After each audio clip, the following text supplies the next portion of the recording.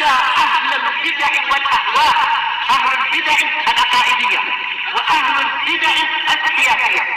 أنا أقول بيننا وبينكم السلف، بيننا وبينكم الكتب، كان فيقول البدع بيننا وبينكم. بسم الله الرحمن الرحيم.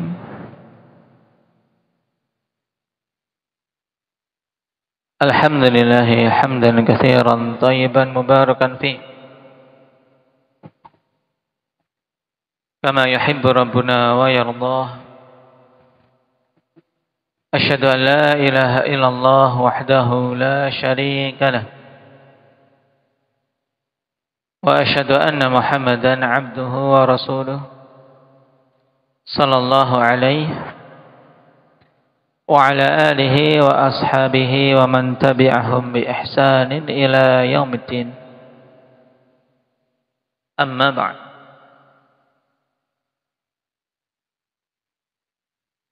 عندك أكمل manasik haji atau rangkaian kegiatan ibadah haji dimulai kapan?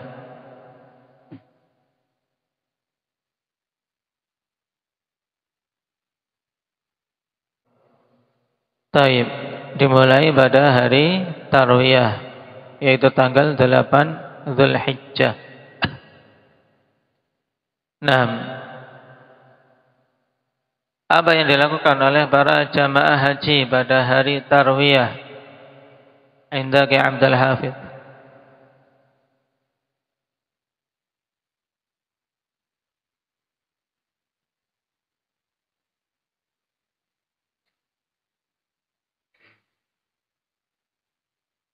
Mereka bergerak menuju ke Mina. Taib. Yang dilakukan di Mina apa? Taib. 6. Mereka melakukan salat duhur, asar, maghrib, isya dan subuh. Sehingga butuh mabit, butuh bermalam di Mina pada 6 malam hari Arafah. Kapan para jamaah haji meninggalkan Mina? Syukran.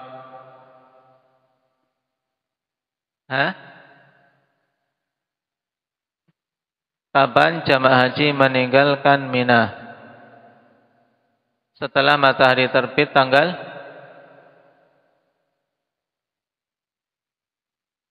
tanggal 9 Zulhijjah. Taib. Setelah matahari terbit di hari Arafah, maka 6 jamaah haji mulai bergerak meninggalkan Mina. Taib. Setelah bergerak dari Mina menuju ke mana? Indak Muhammad Aceh.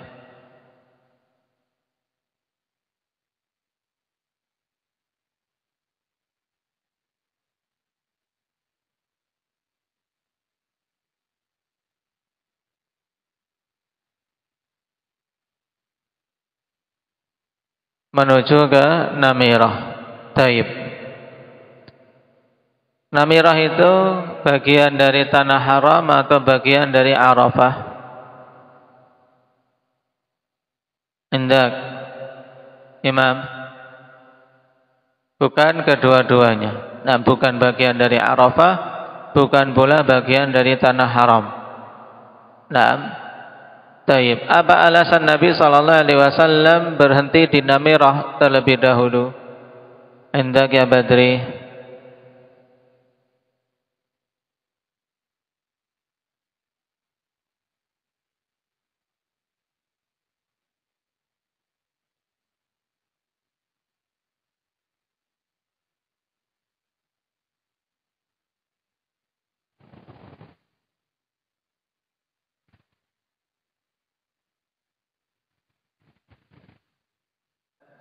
Nah, turun di Namirah untuk apa? Untuk menunggu masuknya waktu wukuf, yaitu tergelincirnya matahari di hari Arafah. Sehingga turun di Namirah terlebih dahulu. Taib. Kenapa? Karena yang sunnah tidak masuk ke padang Arafah kecuali setelah tergelincirnya matahari dan setelah melakukan sholat duhur dan asar dengan jamak takdim.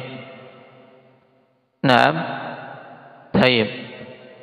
Sehingga dari sini kita ketahui, ikhwan, seandainya seorang tidak memungkinkan untuk turun di Namirah. Naam, baik. Tapi dia sudah dekat dengan Arafah, cuma tidak bisa ke Namirah.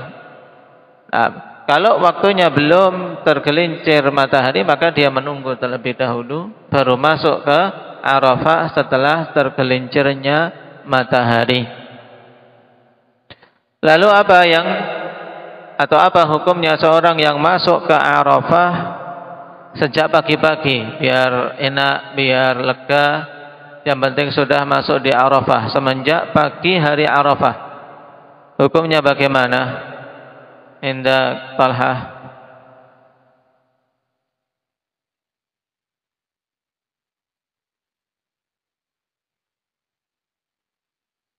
Menyelisihi sunnah.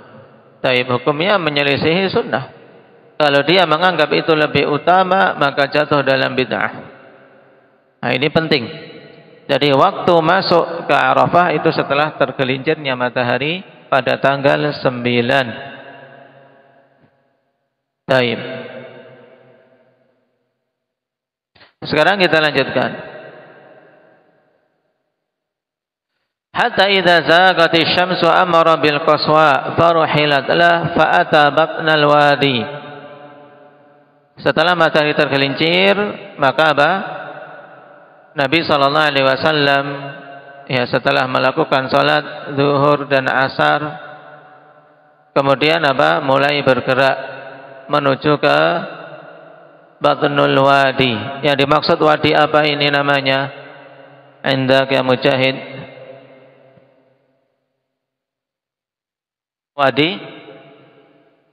Wadi apa namanya?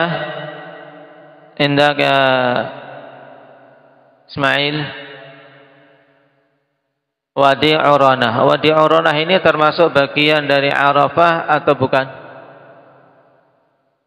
Yang rajih bukan termasuk bagian dari Arafah. Sehingga seandainya seorang wukuf di Wadi Uranah, maka tidak sah.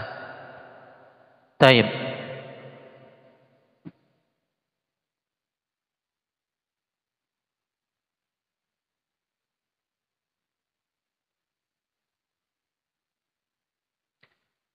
Qala Jabir radhiyallahu anhu fa khataban nas wa qala inna dima'akum wa amwalakum haramun 'alaikum ka hurmati yaumikum hadza fi syahrikum hadza fi baladikum hadza. Kemudian Nabi sallallahu alaihi wasallam berkhutbah, menyampaikan mau'izah kepada manusia. Naam. Taib, dan khutbah pada hari Arafah hukumnya sunnah. Nah, menurut pendapat jumhurul ulama, untuk mengikuti apa yang dilakukan oleh Nabi sallallahu alaihi wasallam. Naam. Dikatakan oleh Imam Nawawi rahimahullahu taala, wa huwa sunnatun bittifaqi jamaahiril ulama wa khalafa fiha al-malikiyah. Dan ini hukumnya sunnah berdasarkan kesepakatan jumhurul ulama dan menyelisihinya kalangan Malikiyah.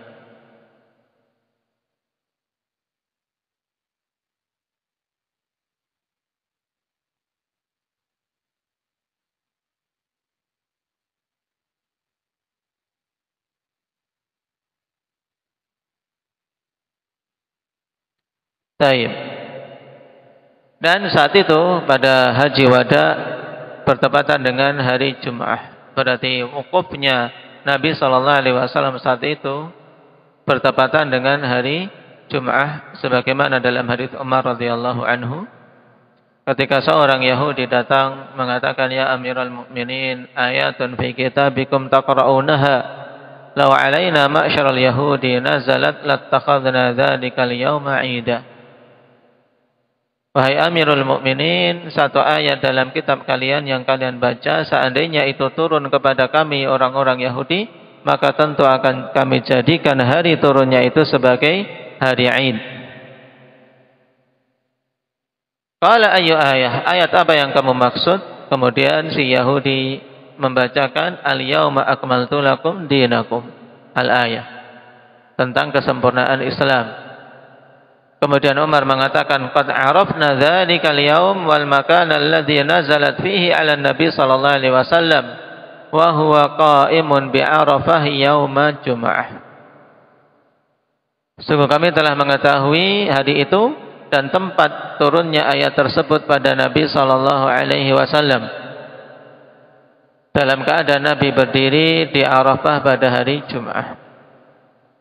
Cuman pertanyaannya, apakah khutbahnya Nabi sallallahu alaihi wasallam itu untuk hari Jum'ah sebagai khutbah Jum'ah ataukah sebagai bagian dari nusuk?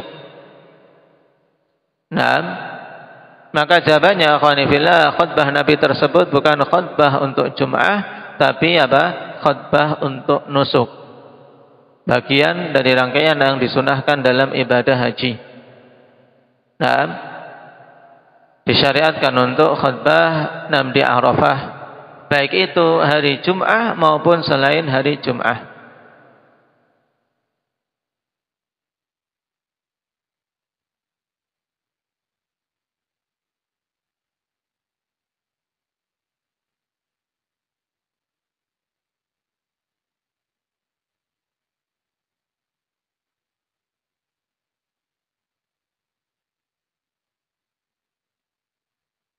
Hal ini sebagaimana ditegaskan oleh Syekhul Islam Ibnu Taimiyah rahimahullahu taala dengan pembahasan yang bagus untuk membantah mereka menganggap bahwasanya khutbahnya itu dikarenakan hari Jumatnya.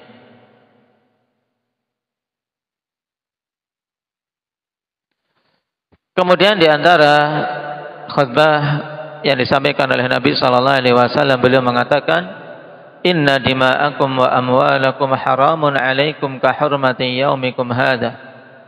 Sungguhnya darah-darah kalian dan harta-harta kalian itu haram atas kalian untuk ditumpahkan, dan harta-harta haram untuk dirampas, seperti keharaman hari kalian ini, yaitu kemuliaan hari kalian ini di bulan kalian ini, yaitu bulan Dzulhijjah, dan di negeri kalian ini.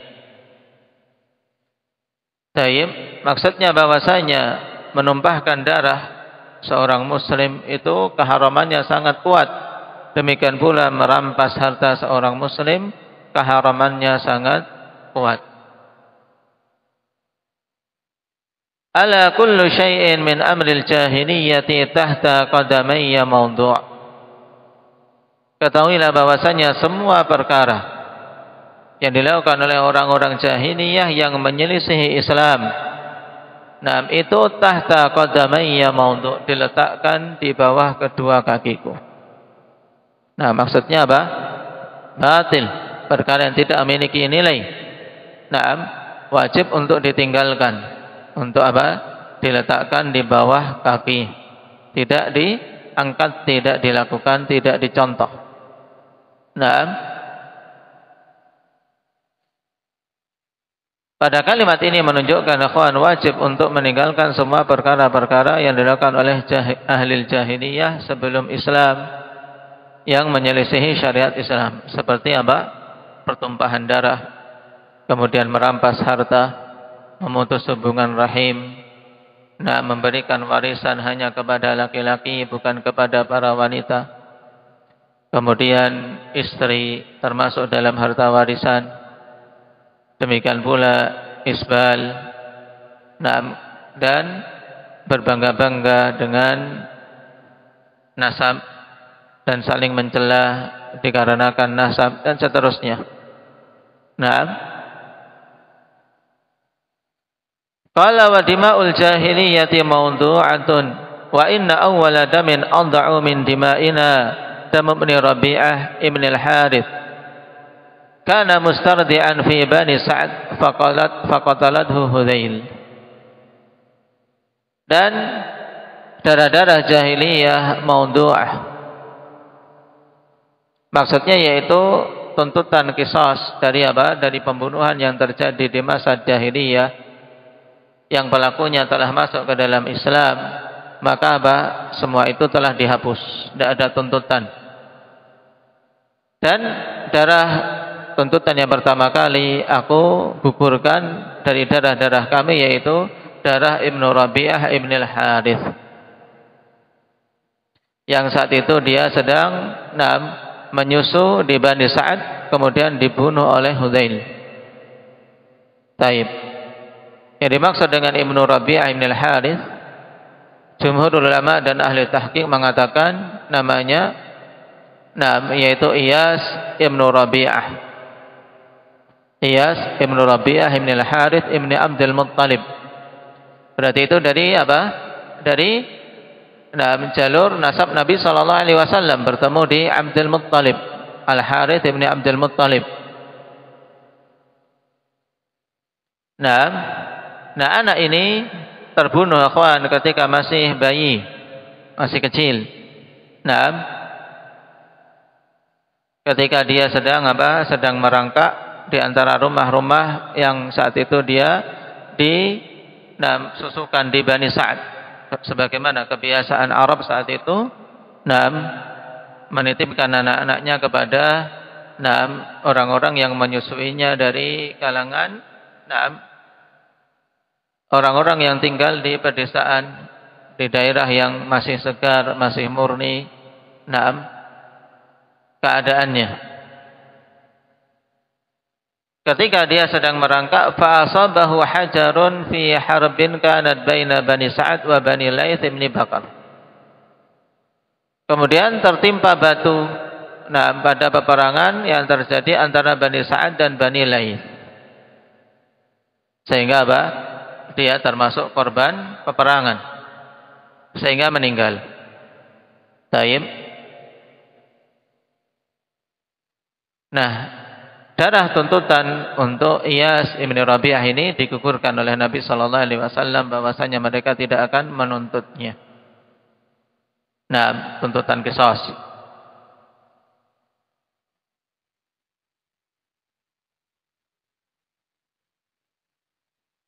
Pada kalimat ini menunjukkan pengguguran perbuatan-perbuatan jahiliyah, demikian pula jual beli jahiliyah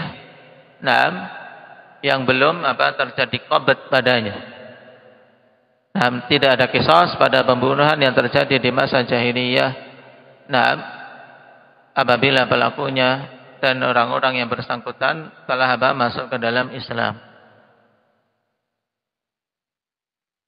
Dan ini akhwan, upaya dari Nabi sallallahu alaihi wasallam untuk apa? Untuk merekankan ukhuwah dan untuk apa? Menghilangkan kedengkian, permusuhan yang terjadi di masa jahiliyah, bahwasanya dengan Islam semua itu pantasnya untuk dikubur. Qala wa ribal jahiliyati mawdu'un wa awwal riba alda'u min ribana riba Abbas bin Abdul Muttalib fa innahu mawdu'un kulluh. Dan semua riba jahiliyah digugurkan. Tayyib. Riba jahiliyah yang dimaksud di sini akhwan, yaitu riba yang berupa uang tambahan dari apa? Dari harta pokok yang dihutangkan. Ketika seorang menghutangi, kemudian dikembalikan dengan jumlah yang lebih besar, maka riba ini digugurkan. Baik, bukan maksudnya kemudian hutang pokoknya tidak dilunasi, tetap hutang pokoknya wajib dilunasi, tapi ribanya digugurkan. Sebagaimana Allah Subhanahu wa taala katakan, wa in tubtum falakum ru'usu amwalikum. Sehingga tambahan itu yang digugurkan, sedangkan ru'usul amwal, harta atau hutang pokoknya tetap menjadi tanggungan.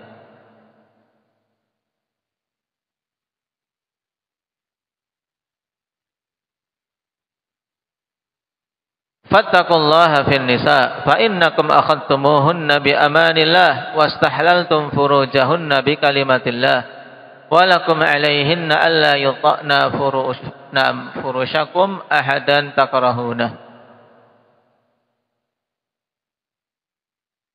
Kemudian Nabi sallallahu alaihi wasallam memberikan mau'izah kepada para suami, kepada para lelaki. Bertakwalah kalian semua terkait perkara para wanita.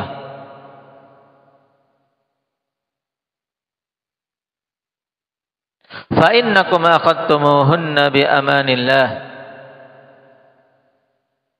Karena sungguhnya kalian telah mengambil mereka bi amanillah, yaitu dengan perjanjian dari Allah Subhanahu wa taala, di mana kalian wajib untuk berbuat lembut dan bergaul dengan pergaulan yang bagus. Wa ashiruhunna bil ma'ruf. Sebagaimana Allah Subhanahu wa taala telah perintahkan. Wastahlaltum furujahunna bi kalimatillah. Dan kalian telah menghalalkan kemaluan-kemaluan mereka dengan kalimah Allah, yaitu dengan syariat Allah Subhanahu wa taala. Sebagaimana Allah Subhanahu wa taala telah perintahkan fankihu ma tabalakum minan nisa. Taib, sehingga menjadi halal yang semula haram dengan pernikahan. Walakum alaihinna alla yuta'na furushakum ahadan takrahuna. Dan untuk kalian di antara hak-hak yang menjadi kewajiban para wanita untuk ditunaikan, yaitu untuk tidak memakai firas-firas kalian seorang pun yang kalian benci. Maksudnya bahwasanya seorang wanita tidak mengizinkan seorang pun yang dibenci oleh suaminya untuk masuk ke dalam rumahnya dan untuk duduk di rumahnya. Dan juga penting bagi seorang wanita yang telah bersuami, apabila ada orang-orang yang dibenci oleh suaminya, dia tidak boleh untuk mengizinkan orang tersebut masuk ke dalam rumah. Baik dia itu wanita, ataupun saudara dia, sampai mendapatkan izin dari suami. Sehingga seandainya seorang suami ada permasalahan dengan dengan sebagian kerabat dari si wanita dan tidak suka untuk bertemu dengannya, maka si wanita pun tidak boleh memasukkan orang tersebut walaupun itu saudaranya ke dalam rumahnya. Dan di sini juga pentingnya seorang wanita mengetahui perasaan suaminya. Siapa-siapa yang dibenci, siapa-siapa yang suaminya tidak suka orang tersebut masuk ke dalam rumah.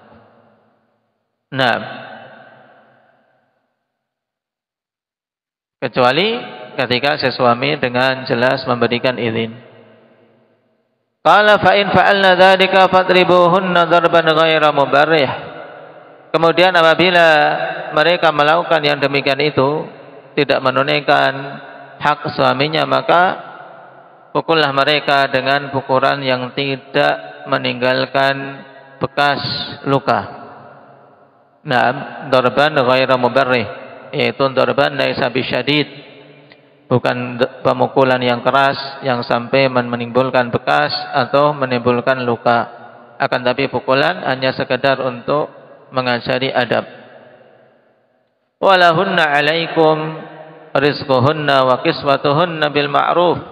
Dan bagi para wanita yang merupakan hak mereka yang wajib untuk kalian tunaikan adalah memberikan rezeki kepada mereka, yaitu memberikan nafkah kepada para wanita yang menjadi istrinya. Wa kiswatuhunna bil ma'ruf, dan memberikan pakaian kepada mereka dengan cara yang ma'ruf.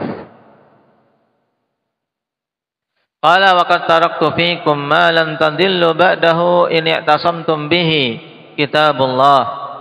Dan sungguh aku telah meninggalkan pada kalian perkara yang kalian tidak akan sesat selama-lamanya setelahku, seandainya kalian berpegang teguh dengannya, yaitu kitabullah. Dan yang jelas Allah Subhanahu wa taala telah tegaskan, fa imma ya'tiyannakum minni huda faman ittaba'a hudaya fala yadhillu wa la yashqa. Siapa saja mengikuti petunjukku yang ada di dalam Al-Qur'an, maka tidak akan tersesat dan tidak akan celaka. Nah, dan beramal dengan kitab Allah, tercakup di dalamnya beramal dengan sunnah Rasulullah sallallahu alaihi wasallam. Sehingga tercakup pada hal ini ikhwan, perkara yang kaum muslimin tidak akan tersesat apabila berpegang teguh dengannya, yaitu kitabullah dan sunnah Rasulullah sallallahu alaihi wasallam. Karena Allah telah mengatakan di dalam Al-Qur'an, "Wa ma ataakumur rasulu fakhudhuhu wa ma nahakum anhu fantahu." Qala wa antum tas'aluna anni fama antum qailun. Dan kalian kalau akan ditanya tentangku, terus apa yang akan kalian ucapkan? Nah,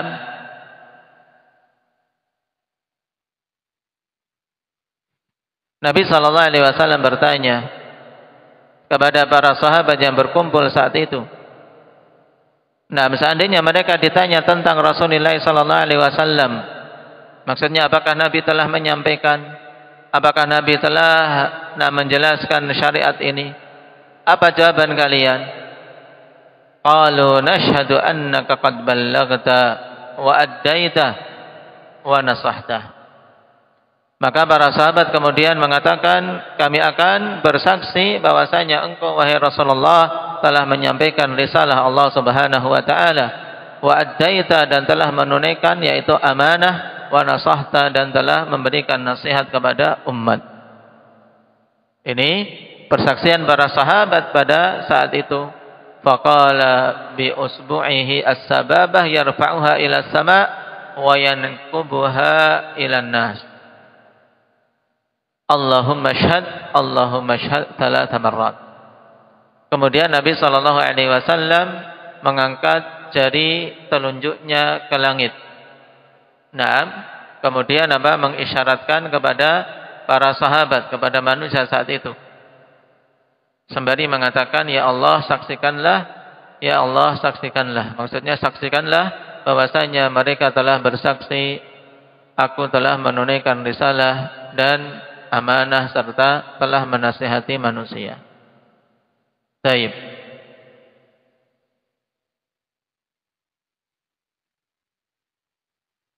Ini khutbah Nabi sallallahu alaihi wasallam pada hari Arafah. Ringkas. Dan di antara pokok-pokoknya yaitu terkait apa? Terkait hal-hal yang berkaitan dengan muamalah untuk seorang menjauhi kezaliman, baik perkara darah maupun perkara harta. Kemudian menjauhi perkara-perkara jahiliyah secara umum. Kemudian menjauhi hal-hal yang diharamkan, di antaranya riba. Kemudian nasihat terkait dengan para wanita untuk betul-betul tunaikan kewajiban sebagai suami yang dituntut untuk mengayomi dan memberikan nafkah kepada mereka, dan sebaliknya juga seorang wanita berupaya untuk menunaikan hak-hak suaminya dengan sebaik mungkin. Baik. Thumma adzana Bilal, thumma aqama fa shalla adh-dhuhra, thumma aqama fa shalla al-'asra wa lam yusalli bainahuma syai'a. Kemudian Bilal mengumandangkan azan. Kemudian iqamah dan salat zuhur, kemudian iqamah lagi salat asar. Tidak ada salat di antara keduanya sedikit pun. Berarti setelah salat zuhur langsung iqamah, baru kemudian salat asar. Baik.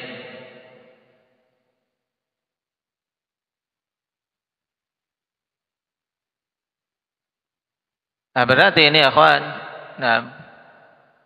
bisa diperbaiki untuk penjelasan sebelumnya. Penunaian salat zuhur dan asar ini sudah sudah di Arafah. Nah, penunaian salat zuhur dan asar sudah di Arafah. Berarti bergerak dari dari namirah, intinya setelah tergelincirnya matahari. Kemudian salat zuhur dan asar di Arafah.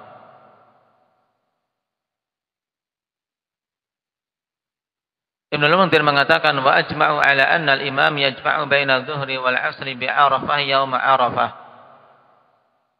Wa kadzalika man shalla wahdahu. Seandainya tidak bisa berjamaah dengan imam saat itu karena luasnya dan sempitnya tempat, maka mereka salat sendiri-sendiri, misalnya para wanita. Maka mereka menjamak antara zuhur dan asar. Dan ini ijma'.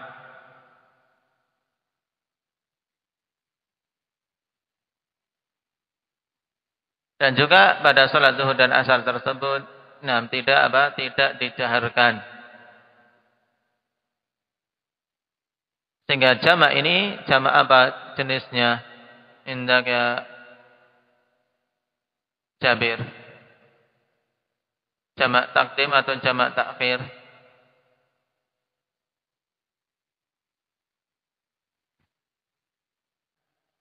Baik, jamak takdim. Naam.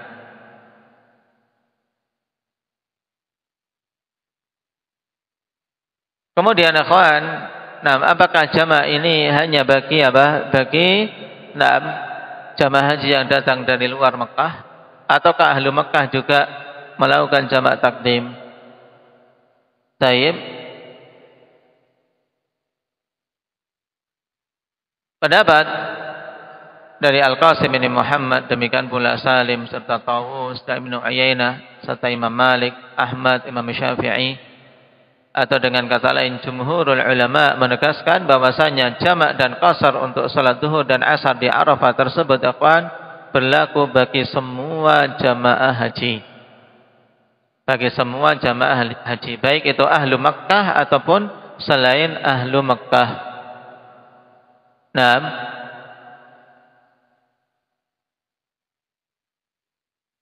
Dikatakan oleh Syekhul Islam Ibnu Taimiyah, "Thabata bin naqli sahih al-muttafaq alaih baina ulama'i ahli al-hadits, anna Nabiy sallallahu alaihi wasallam fi hajjatil wada' kana yaksuru salata bi Arafah wa Muzdalifah wa fi ayyami Mina. Wa kadzalika Abu Bakar wa Umar ba'dahu. Wa kana yusalli khalfahum ahlu Makkah wa lam ya'muruhum bi itmamis salah. ولا نقل أحد لا بإسناد صحيح ولا ضعيف أن النبي صلى الله عليه وسلم قال لأهل مكة لما صلى بالمسلمين ببطن عرنة الظهر ركعتين قصرا وجمعا ثم العصر ركعتين يا أهل مكة أتموا صلاتكم." طيب.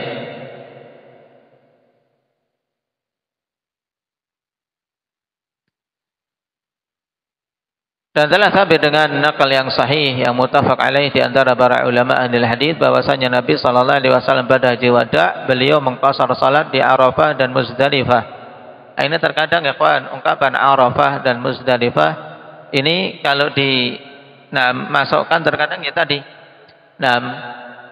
Seperti pada kisah ini kan masih di Wadi Uranah. Wadi Uranah. Tadi.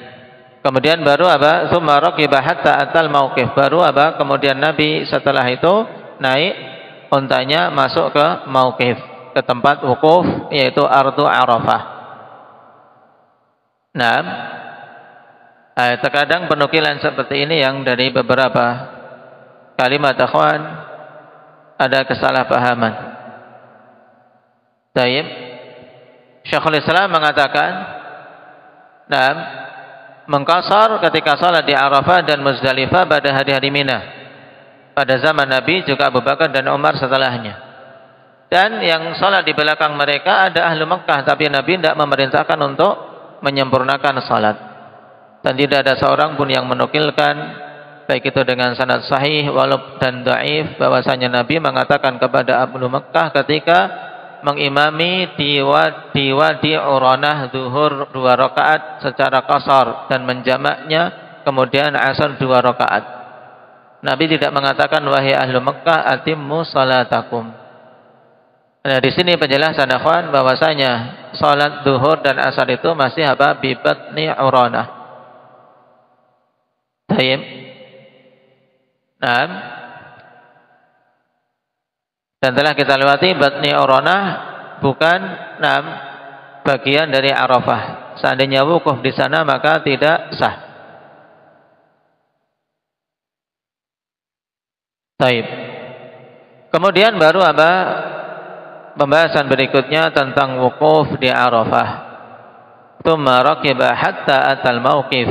Kemudian Nabi sallallahu alaihi wasallam menaiki untanya sampai masuk ke mauqif. Taib. Yaitu setelah selesai salat, kemudian Nabi sallallahu alaihi wasallam bergerak menuju apa? Tempat wukuf. Yang wukuf di Arafah merupakan rukun inti dari ibadah haji yang tidak akan sah seorang yang berhaji tanpa mendapati wukuf. Sebagaimana Rasul sallallahu alaihi wasallam mengatakan al-hajju Arafah. Hadis Abdurrahman bin Ya'mar dalam Musnad Ahmad. Al-hajju Arafah. Taib. Maksudnya apa? Haji yang sahih adalah haji yang mendapati wukuf di Arafah. Nah, dan insyaallah pembahasan tentang hal tersebut kita ambil pada pertemuan berikutnya. Walhamdulillahirabbil alamin.